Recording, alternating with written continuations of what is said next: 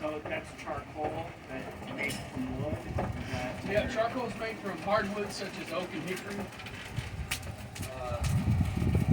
And then mineral coal such as anthracite or bituminous and scolen come from the ground. That's the two main blacksmithing coals, is charcoal and mineral coal. And, folks use them interchangeably.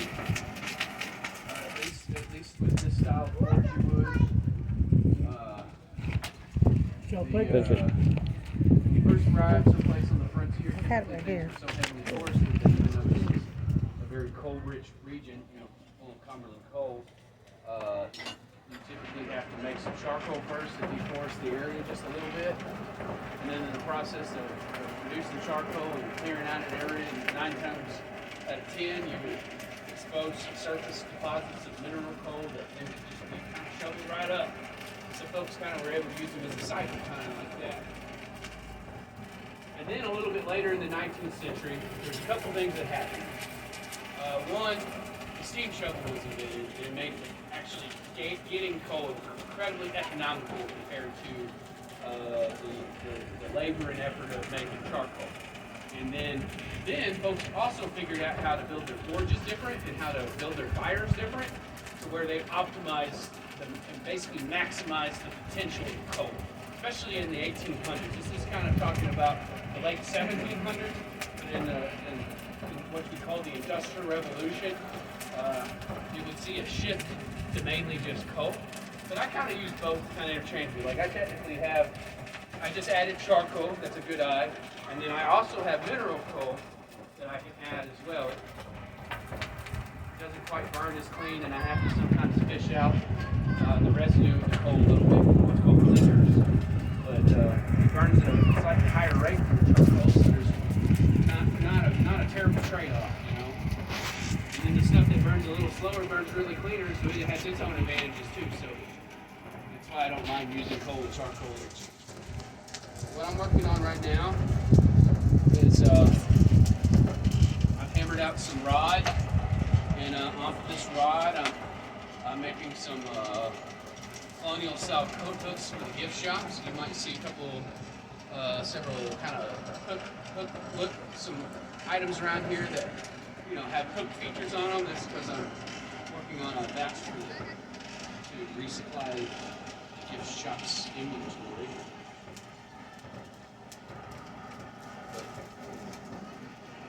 Squire Boone's workload would have been a little bit different. He would have been, instead of focusing on production, he would have been primarily focusing on repairing things, recycling things, and salvaging things, basically trying to take the limited amount of metal that they had last very long.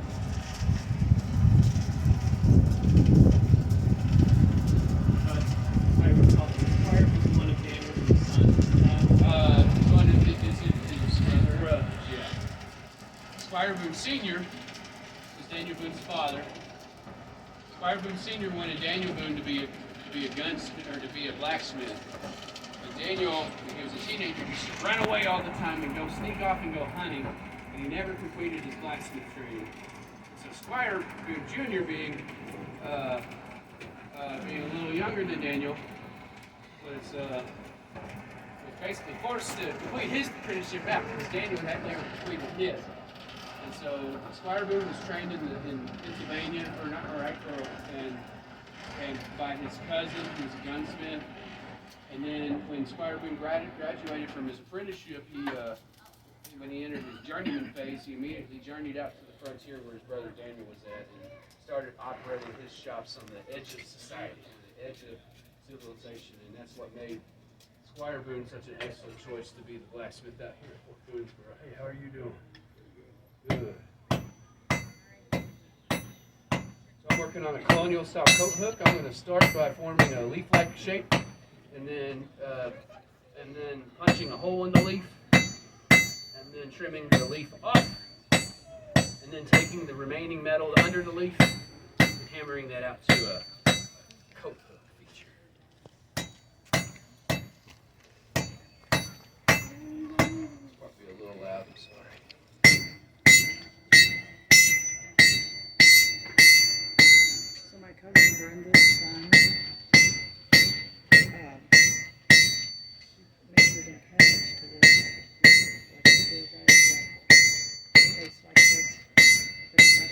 So now we've isolated a little wedge of metal that will become our leaf.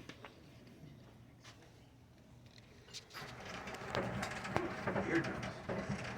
Adjust the beat.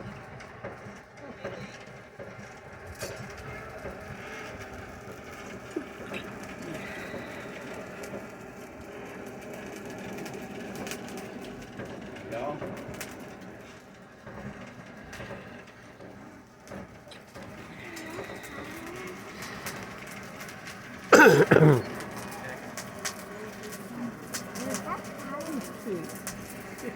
Oh, this is. I got a little girl that lives with me, and mom lives with me with her. And she just turned 3. She was 3 October 1st.